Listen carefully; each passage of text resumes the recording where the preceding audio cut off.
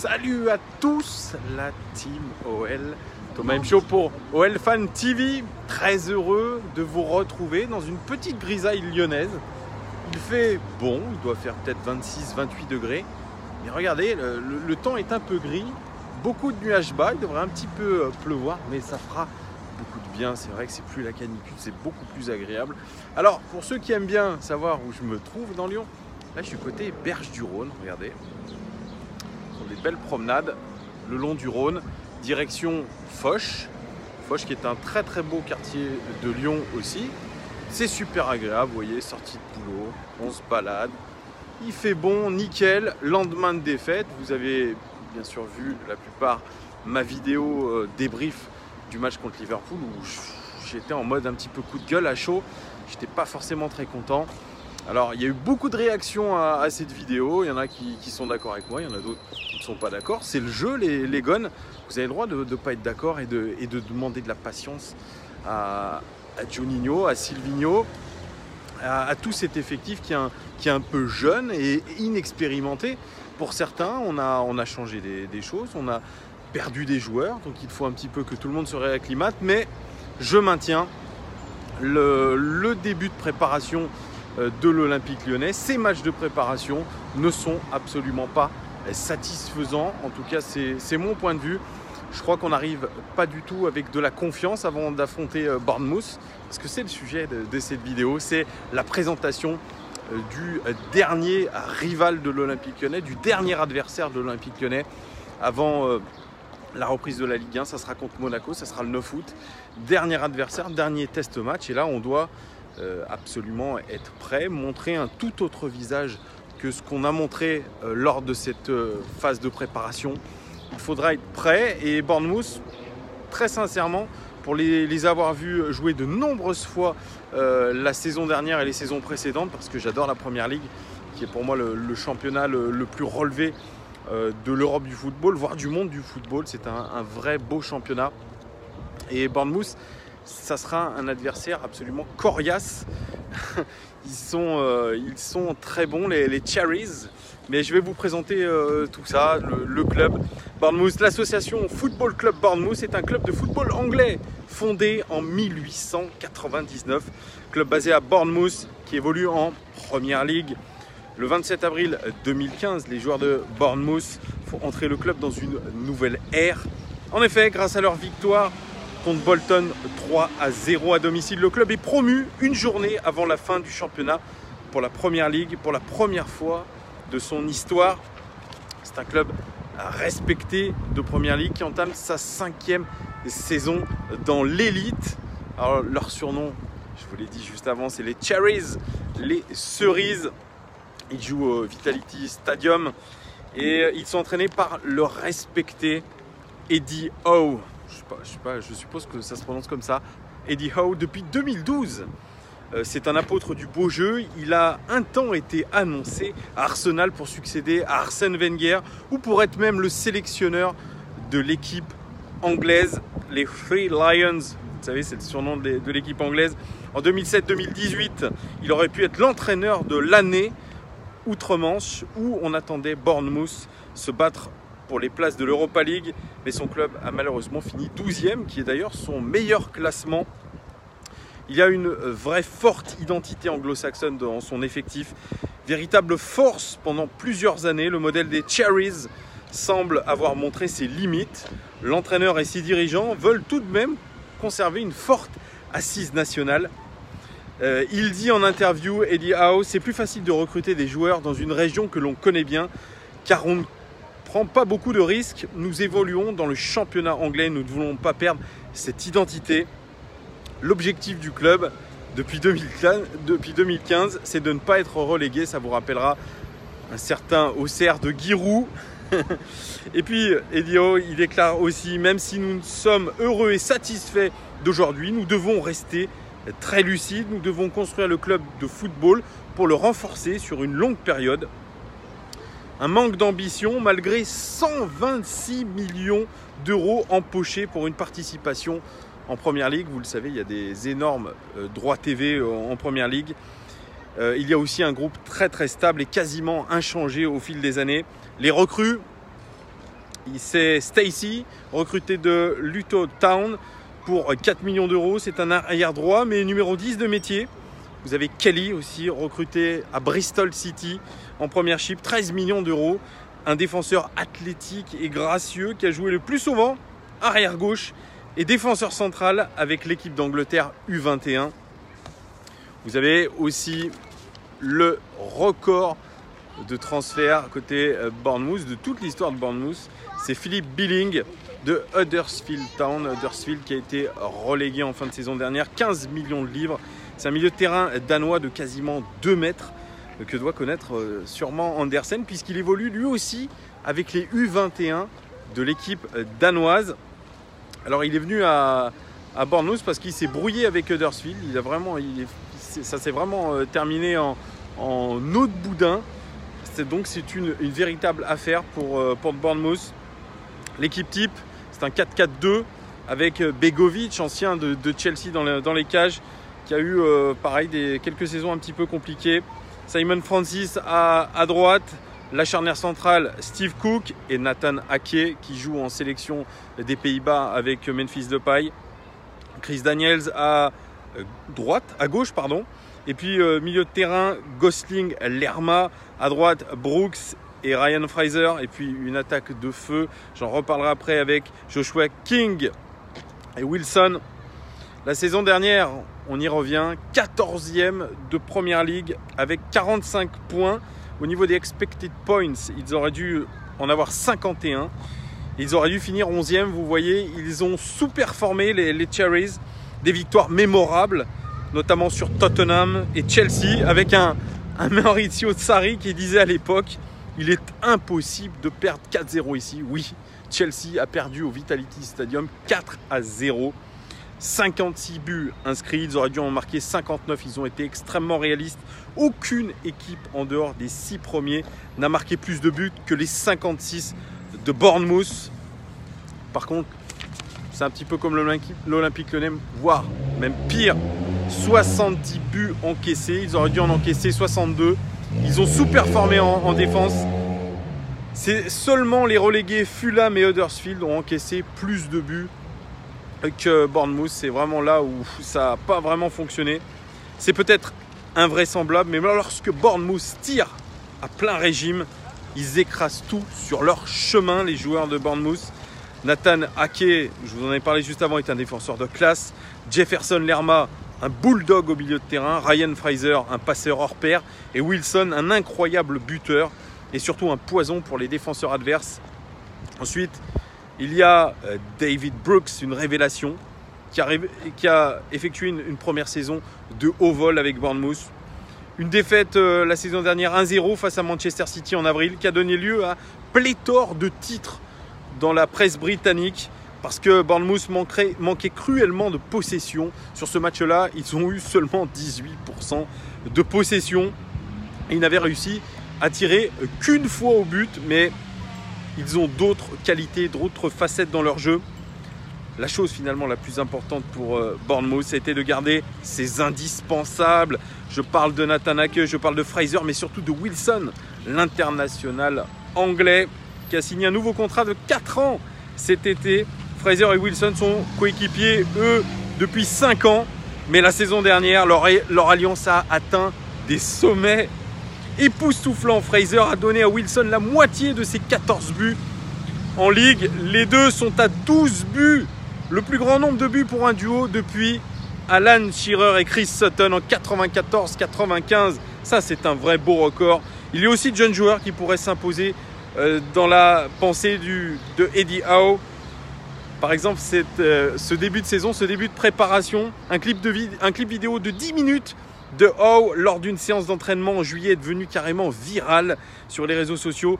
Gavin Kilkenny, un habitué des moins de 23 ans la saison dernière, a été parmi ceux qui ont fait forte impression. L'Irlandais de 19 ans est arrivé de St. Kevin's Boys à Dublin et il impressionne déjà. Il est dans le groupe pro. Howe, qui ne se repose pas sur ses lauriers, a très envie que le club se hisse derrière le top 6 de Première Ligue la saison prochaine, tout comme les supporters qui ont mis la main à la poche pour maintenir le club en vie. Bournemouth est connu pour être un petit club, mais avec de grandes ambitions. Et je pense que dans les années à venir, il va continuer à progresser.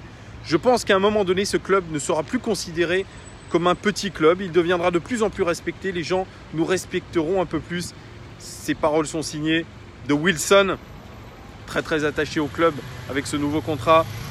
Alors le meilleur buteur la saison dernière, c'est Callum Wilson. Je vous en ai parlé, 14 buts quand même. 9e buteur de Première Ligue devant Alexandre Lacazette, 10e.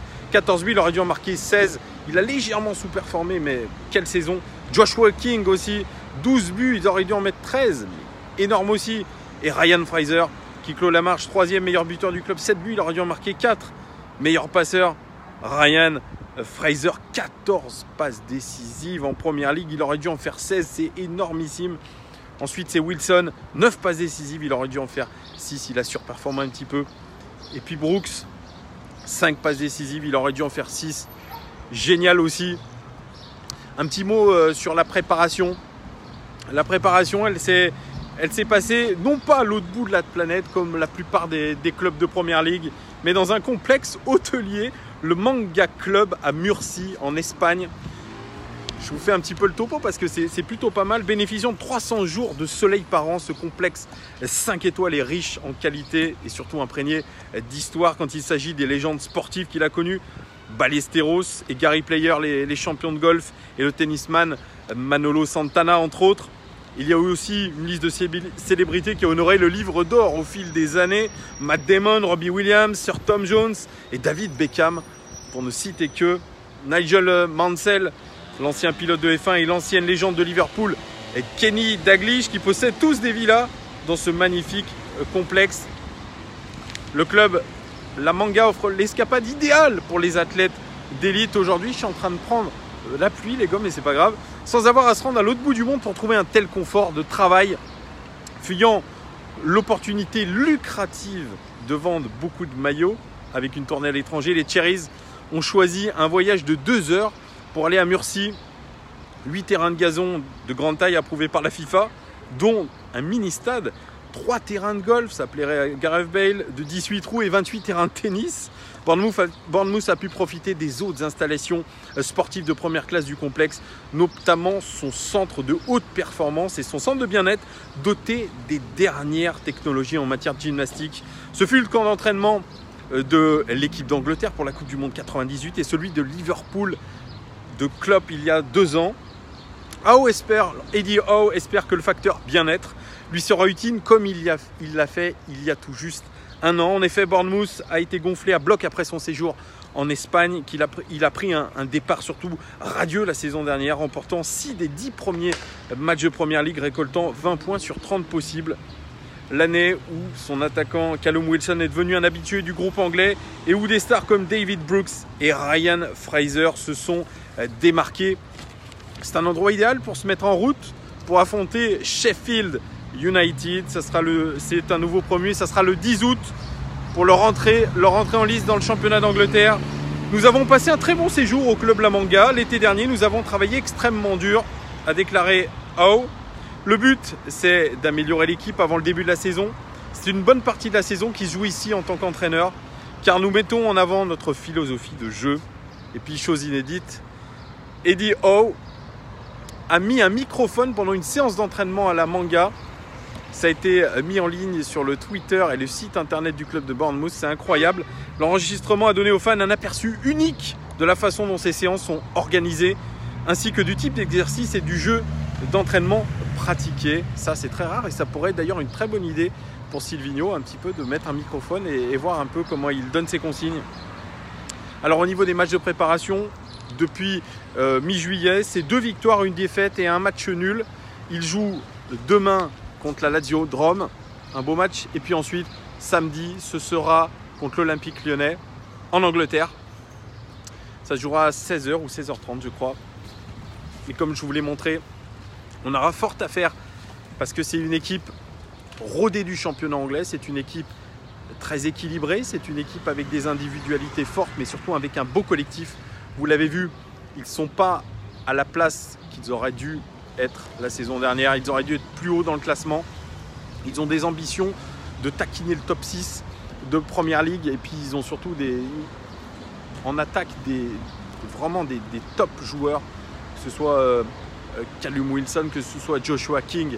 Ce sont de très grands joueurs. Ils doivent confirmer la saison prochaine, mais vous voyez, c'est déjà pas mal. Ils ont un redoutable passeur. Il faudra faire attention à Ryan Fraser. Vous voyez, c'est une équipe vraiment avec de belles individualités et qui est dans la continuité et surtout qui achète malin, qui achète dans l'Angleterre, en tout cas dans le Royaume-Uni, et qui arrive très bien à intégrer ces nouveaux joueurs.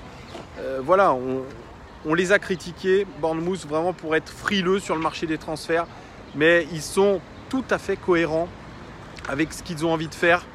Pas de dépenses inutiles. Un entraîneur qui est finalement resté au club, qui est le même depuis 2012.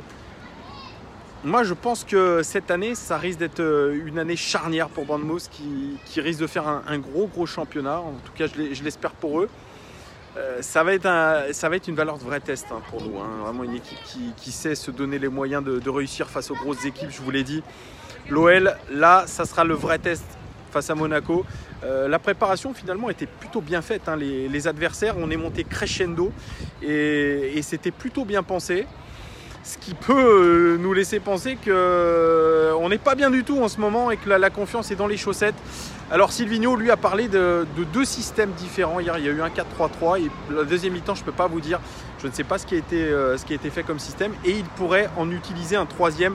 Preuve que son 4-3-3, le 4-3-3 qu'il avait en tête en arrivant, eh bien, n'est peut-être plus trop d'actualité parce qu'il a vu vraiment le niveau de ses joueurs, il a vu surtout les qualités de ses joueurs et peut-être qu'ils ne sont pas adaptés à ce 4-3-3. Il faudra voir ce qu'il met en place contre Bournemouth. Je pense que ça va être vraiment pour lui aussi une manière de peut-être de se rassurer et de se dire aussi qu'il peut être bousculé dans ses certitudes.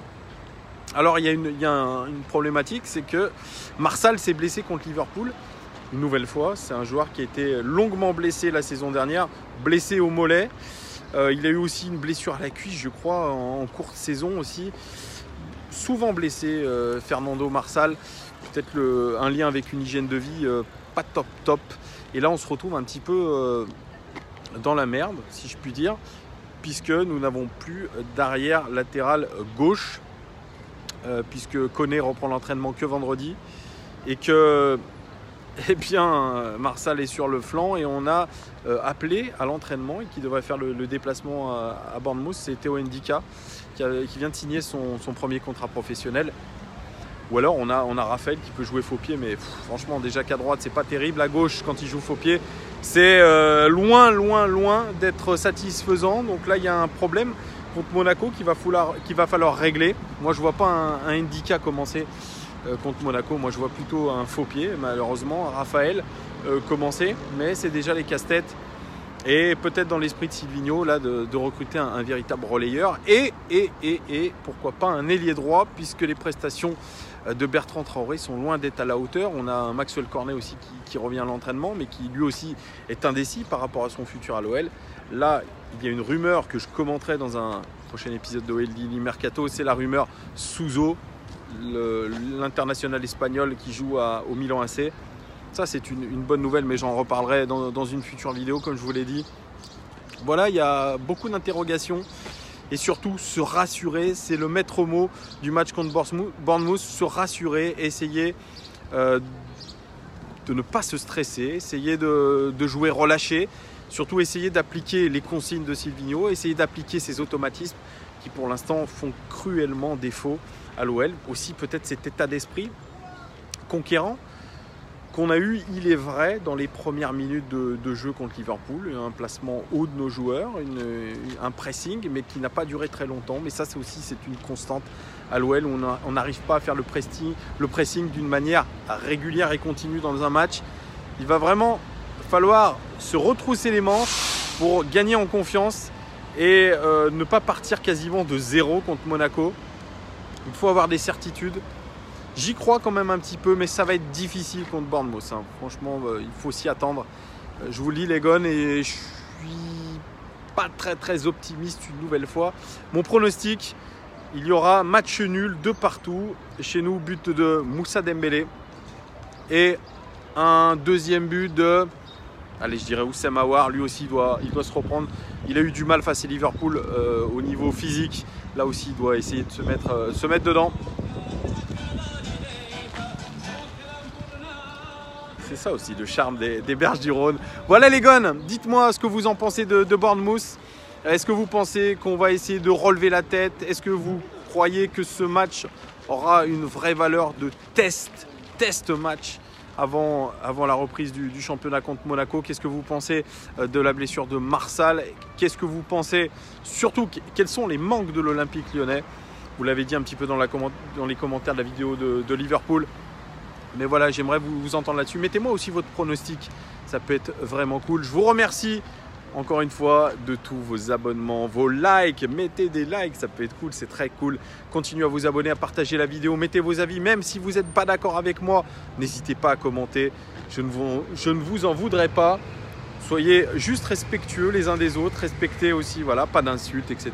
Mais tout ira bien, ce n'est que du football. Nous sommes avant tout supporters de l'Olympique lyonnais. Je vous dis à très vite les gones pour une nouvelle vidéo de OL Daily Mercato. Ça c'est bon ça. Voilà, on finit en musique. À très vite les gones. Ciao.